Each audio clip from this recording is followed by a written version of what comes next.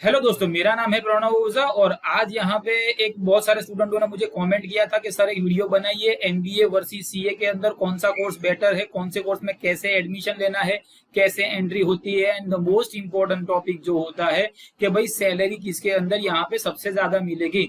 तो दोस्तों सबसे पहले शुरू करने से पहले जस्ट एक बात बोल देना चाहता हूँ कि ये ऐसी लुक इसलिए है because I have lost my mother 40 days ago. तो प्लीज यार जरा इस लुक पे कोई कॉमेंट मत कीजिएगा। तो और चलो दोस्तों यहाँ पे हम लोग शुरू करते हैं।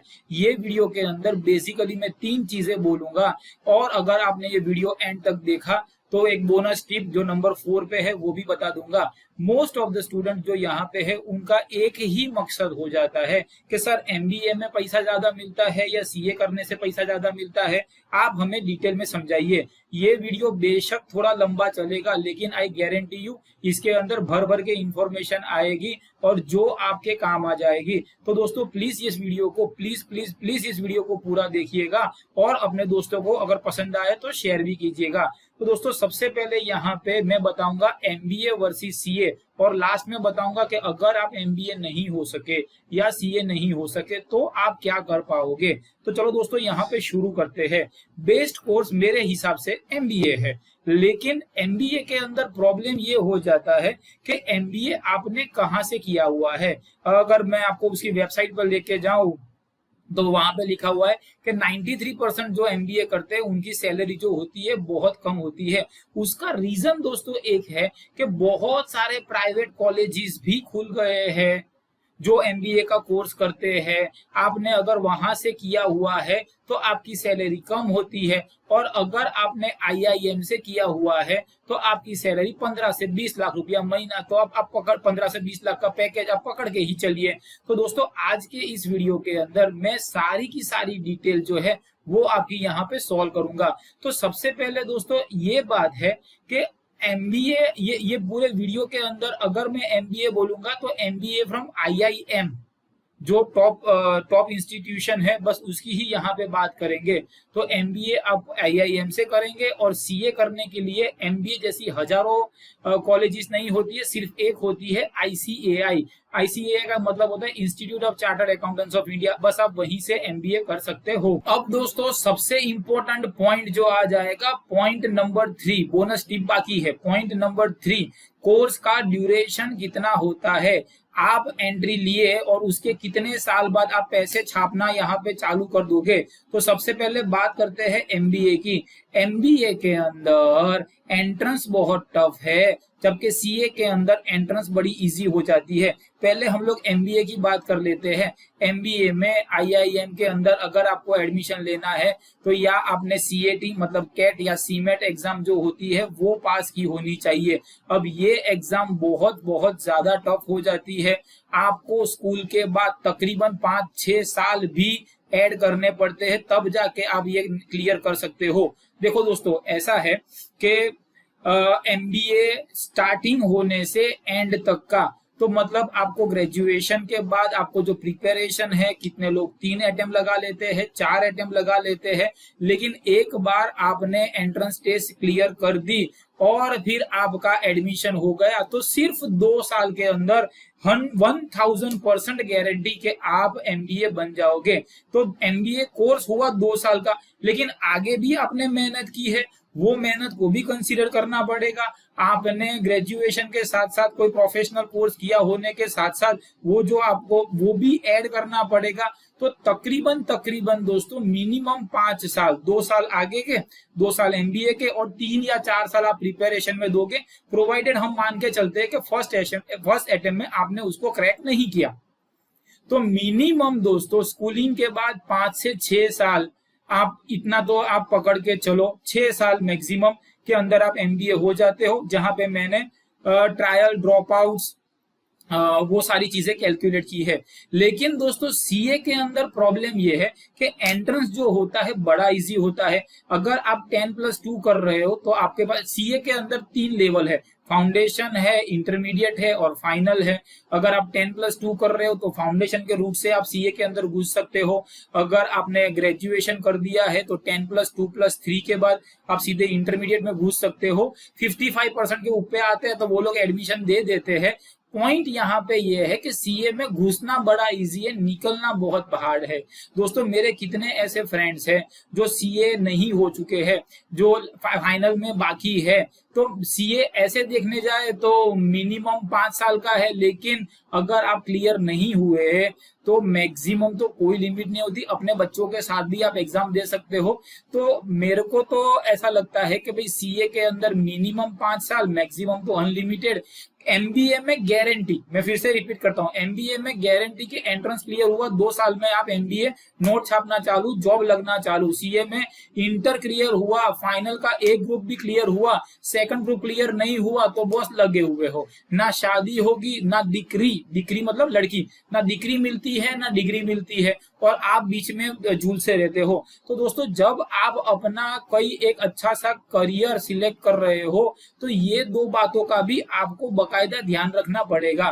तो इस तरह से देखने जाए तो सीए इज अनसर्टेन, लेकिन अगर आपने कॉमन एंट्रेंस टेस्ट क्लियर कर ली और एंट्रेंस एग्जामिनेशन ले ली तो एमबीए इज सर्टन। तो ये भी एक बहुत इंपॉर्टेंट पॉइंट है that you have to decide, और उसके बाद आप अपना करियर जो है वो सिलेक्ट कर सकते हो। अब जब बात आती है एमबीए की, तो सीएटी या सीमेट जो होता है वो कोई ना कोई बंदा जो होता है जो साइंस बैकग्राउंड का होता है उनके लिए ये ज्यादा इजी हो जाता है, और इसीलिए लगभग 70% लोग जो साइंस बैकग्राउंड के होते हैं वो इन्हें बहुत आसानी से क्रैक कर सकते हैं। लेकिन यहाँ पे प्रॉब्लम ये है कि सीएटी और सीमेट के अंदर जो सिखाते हैं वो बुकिश होता है और प्रैक्टिकल लाइफ में उसका कुछ यूज होता नहीं है। जबकि आप अगर वो सीए फाउंडेशन या इंटरमीडिएट या फाइनल जो कर रहे हो उसकी एग्जाम के लिए आप जो सीखते हो, तो आप अपना खुद का एक अकाउंटिंग का बिजनेस भी यहाँ पे आप चालू कर सकते हो। तो दोस्तों ये एक बात हो गई। अब आते हैं पॉइंट नंबर 2 पे, नॉलेज। नॉलेज के अंदर ऐसा है कि एमबीए कौन करेगा। देखो दोस्तों मैं आपको नहीं जानता हूं, आप अपने आप को बहुत अच्छी तरह से जानते हो। तो एमबीए कौन करेगा? जो बोल बच्चन वाला बंदा है, जो बोलने में बहुत ही एफ्लुएंट है, जो अपने आप को इजीली कम्युनिकेट कर सकता है, जो प्रेजेंटेशन में अच्छा है, तो वो बंदा जो होता है वो एमबीए करेगा। तो रतन टाटा ने बोला था I need MBA because they can run my business, but I need CA to teach MBA how to run your business. तो आई होप आप समझ सकते हो। नॉलेज की बात की जाए तो बोल बच्चन अगर है, थोड़ा सा नॉलेज है तो आप एमबीए कर सकते हो, लेकिन सीए के अंदर आपको इन डेप्थ नॉलेज होता है, टैक्स का, ऑडिट का, अकाउंट का, मैनेजमेंट का, न जाने कितना आपको इन डेप्थ नॉलेज मिल जाता है। तो दोस्तों नॉलेज की दृष्टि से अगर देखिए तो ये चीज भी इंपॉर्टेंट है। अब नॉलेज आ गया है, अब अगर नॉलेज ज्यादा है तो उसके हिसाब से इनकम भी होगी। और मेरी बोनस टिप जानने से पहले मेन चीज कि सर इनकम कितनी होती है। इनकम अगर आपने एमबीए किया हुआ है तो भैया आपकी इनकम मान लो मिनिमम 10 से 15 लाख, 15 से 20 लाख का पैकेज आज के हिसाब से होता है। तो जॉब करनी है, जॉब ही करनी है, कॉर्पोरेट सेक्टर में ही जाना है, कॉर्पोरेट लैडर ही चलना है, तो भैया और बोल बच्चन थोड़ा सा कर लेते हो, यू आर लाइक स्मार्ट हो, टॉकिंग में अच्छे हो, तो you just go for MBA. लेकिन दोस्तों सीए के अंदर आप 2 रीत से इनकम कर सकते हो। सीए करने के बाद आप जॉब कर सकते हो, या और अगर आपने जॉब की और मान लेते हैं आप एक एवरेज हो तो स्टार्टिंग पैकेज आपका 5 लाख से 7 लाख तो हो जाएगा। अब से ये भी डिपेंड करता है कि आप कहाँ जा रहे हो। बॉम्बे में जाओगे तो 10 लाख होगा, दिल्ली में 10 लाख होगा, अगर आप बड़ौदा जैसी सिटी जहां पे हम रहते हैं तो 5-7 लाख होगा। तो मतलब उस पर भी कॉमेंट मत कीजिएगा कि नहीं सर आपने जो डेटा दिया है वो इनएक्यूरेट है। तो salary package changes from person to person, time to time, place to place and organization to organization also. तो मेन चीज यहाँ पे सीए वाले को अगर आपको जॉब करनी है तो इतनी जॉब होती है, फिर आप कितनी वैल्यू ऐड करते हो उसके हिसाब से आपकी जो सैलरी होती है वो बकायदा बढ़ना चालू हो जाती है। अब इसके अलावा दोस्तों एक और चीज है कि अगर आप लोग सीए बन गए और खुद की प्रैक्टिस चालू की, खुद की प्रैक्टिस, आप बैंक ऑडिट करोगे तो ही 2 लाख मिल जाता है। अगर आपने कोई भी ऑडिट 50 लाख से टर्नओवर, ऐसा मतलब कितना टर्नओवर है उसकी 2% जैसी नॉर्मली फीस चलती है। तो अगर मान लो कि यार कोई 5 करोड़ वाला भी आपको मिल गया, 10 करोड़ वाला भी मिल गया, तो यार अगर आपने उसके हिसाब से भी आपने लिया तो भाई एक एक क्लाइंट आपको लाख लाख 2-2 लाख देगा और 20 कंपनी के ऑडिट्स आप ले सकते हो। तो समझ लेना दोस्तों 40-50 लाख रुपए प्रैक्टिस में तो कहीं नहीं गए। और ये तो सिर्फ मैंने ऑडिट का किया, साथ में आप अकाउंट ले रहे हो, साथ में आप इनकम टैक्स ले रहे हो, साथ में आप जीएसटी ले रहे हो, तो 1 करोड़ रुपया सालाना, जी हाँ मैं सही बोलता हूँ, 1 करोड़ सालाना प्रैक्टिस कमाने वाले सीए भी बहुत सारे हैं। मैं तो बोलता हूँ चलो आप एवरेज हो उसका आधा भी पहुंच गए तो भी सीए में बहुत ज्यादा स्कोप है। सीए बनना मुश्किल है, बनने के बाद कमाना आसान है। एमबीए के अंदर एंटर करना मुश्किल है, एंटर करने के बाद आसान है। अच्छा और एक बात, गारंटी, एमबीए में गारंटी है एंट्रेंस क्लियर हो गया नोट छापोगे, सीए में गारंटी नहीं होती है। और यहाँ पे सबसे इंपॉर्टेंट पॉइंट, अगर आप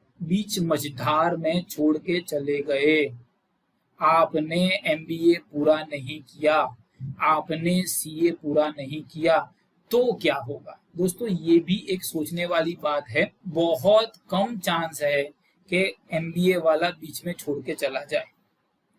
एमबीए में एंट्रेंस आपने पास कर दिया, एंट्रेंस पास करने के बाद और 3 चीजें होती है यार। सबसे पहले तो एंट्रेंस पास करो, फिर हमारे देश में सबसे खराब सिस्टम है वो रिजर्वेशन कर लो, उसके बाद आपको सीट मिलेगी, उसमें भी पेमेंट सीट होती है, चलो वो पेमेंट सीट भी भर दिया, मतलब फिर उसके बाद आपकी लाइफ 1000% सेट है कि आप कमाने वाले हो। लेकिन I have seen so many students, वो सीए चालू तो कर लेते हैं, फाउंडेशन क्लियर कर दिया, फाउंडेशन इतने सारे लोग क्लियर करते हैं, इंटरमीडिएट इतने करते हैं, और बाकी के जो लोग जो होते हैं वो फाइनल में आके लटक जाते हैं।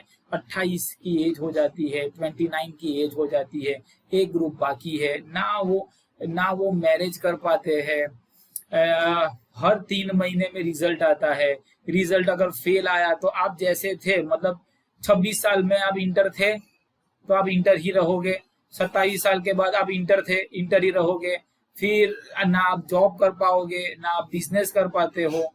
तो दोस्तों अगर आप कमिटेड नहीं हो, अगर आप दिन के 12 से 14 घंटे नहीं दे सकते, अगर आपने पिछले 5 साल के पेपर बकायदा 3 घंटे एक जगह पे बैठ के लिखा नहीं है, तो मैं गारंटी दे के बोल सकता हूँ आप सीए नहीं हो सकते। अगर ये 2-3 चीजें आपने नहीं की, या आपका कैलिबर नहीं है, या आपको नहीं करनी है, या ऐसा कोई पंगा है, तो दोस्तों प्लीज आप सीए मत कीजिए। सीए होने के बाद पैसे है, मझदार में आप छूट गए तो आपको अकाउंटेंट की जॉब तो मिलेगी, लेकिन पगार जो होता है, सैलरी जो होती है जिसके लिए हम लोग मेहनत कर रहे हैं, वो एकदम मतलब घटिया सी होती है। उससे तो आप कोई भी प्राइवेट कॉलेज से कर लो तो भी आप सीए से ज्यादा कमा सकते हो। तो दोस्तों ऐसा है कि भाई हर एक चीज का प्रोस है, हर एक चीज का कौन है, तो आपको ये दोनों चीजें जो है, और जो भी मैं बोल रहा हूँ एकदम तटस्थ जिससे बोल रहा हूँ, तो यार जो भी है वो इसके हिसाब से है।